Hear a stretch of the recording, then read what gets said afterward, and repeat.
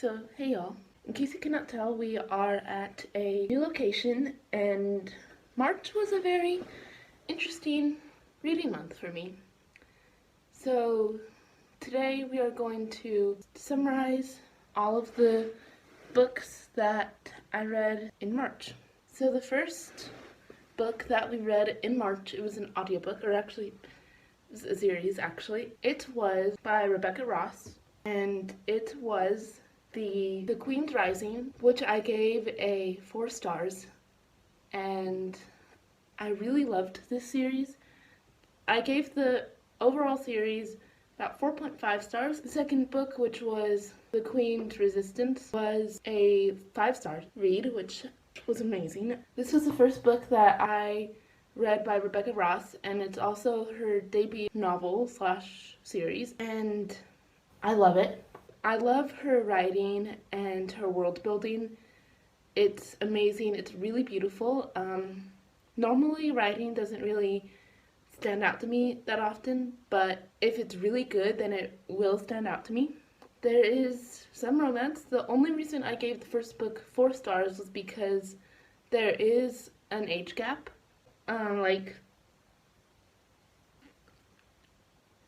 6 to 8 years. I don't remember exactly what it was. I think I did love the main ship. They were really cute, and I would highly recommend it. If you don't know what it's about about this girl who's in fantasy land, and then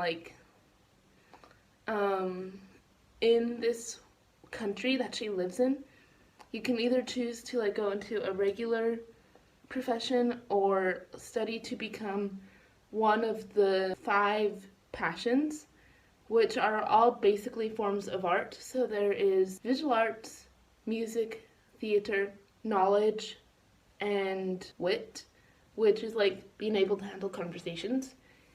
And she goes to this school, but she doesn't know what she is specifically good at. So she at first bounces around between the different forms of art, and eventually she decides to go with knowledge, and she spends 3 years doing that. At this school, it takes 7 years to passion fully, and in order to fully passion, you need to find somebody who is who's an expert in their field to kind of take you on as an apprentice. And that's all she really wants, and then a lot more stuff happens. If I say what happens, that will spoil it for you. Overall, it was a really good series. I loved it. And then the next book was a reread for me. Actually, I listened to it on audiobook, but obviously I have the physical book here with me. I reread the first 2 books in the series, and I'm currently going through the 3rd, and that is Lunar Chronicles by Marissa Meyer. So this time around, I think I gave Cinder, which is the first book, 4 stars, and then same with Scarlet, which was 4 stars. I think Cinder was originally 4.5. I don't remember what it was. I know Scarlet was 3 or 4. I personally liked it because I like the characters, and the plot was really interesting.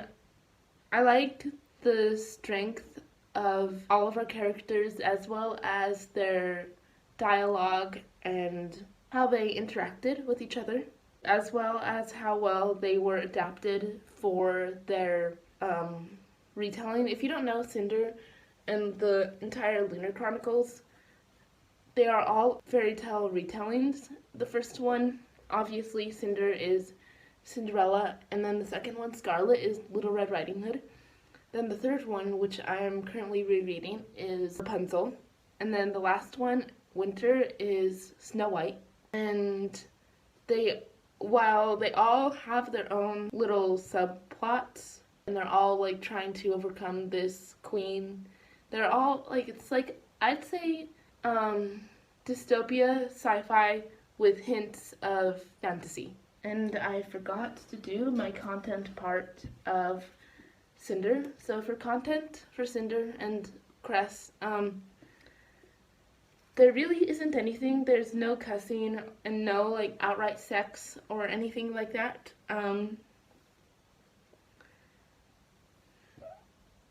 Basically,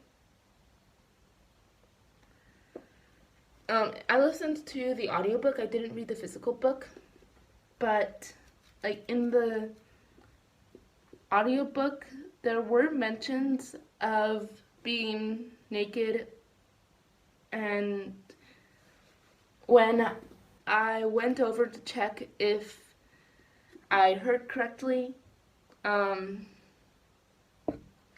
it just mentioned something else. So that's something that changes from the audiobook to the physical book.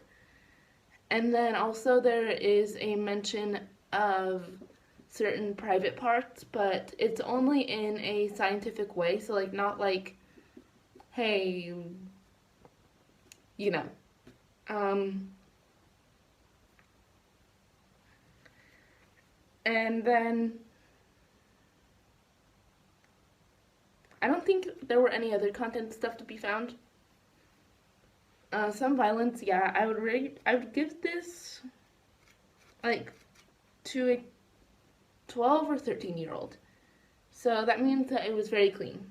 Let me read you the synopsis of the first book. Cinder, a gifted mechanic in New Beijing, is also a cyborg. She is reviled by her stepmother and blamed for her stepsister's sudden illness. But when her life becomes intertwined with the handsome Prince Kai, she finds herself at the center of a violent struggle between the desires of an evil queen and a dangerous temptation. Cinder is caught between duty and freedom, loyalty and betrayal. Now she must uncover secrets about her mysterious past in order to protect Earth's future. So that was the Lunar Chronicles.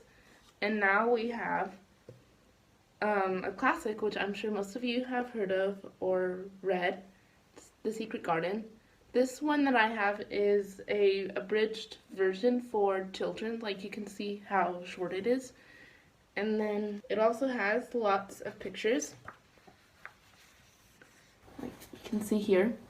I think I gave this one another 4 stars. It's like always a 4-star read for me, because while I always loved The Secret Garden, I can't say it was my favorite book of all time. I think because I've read it so much and I'm so familiar with the plot, it did feel a bit boring to me, which was why I gave it 4 stars this time. Overall, it's a good book. If you don't know what it's about this girl who lives in India and then her parents die, and so she goes to live with her very mysterious uncle in London, or not in London, but in England. And it's like he has like this secret garden and like all of this stuff. The synopsis is, after her parents die suddenly, young Mary Lennox would rather be alone in the company than in the company of others. She has no friends, but Mary's lonely life changes when she moves from India to England to live with her uncle. There she discovers an astonishing and mysterious secret garden. Follow Mary's story as she finds her own place in the world. So yeah, that's The Secret Garden.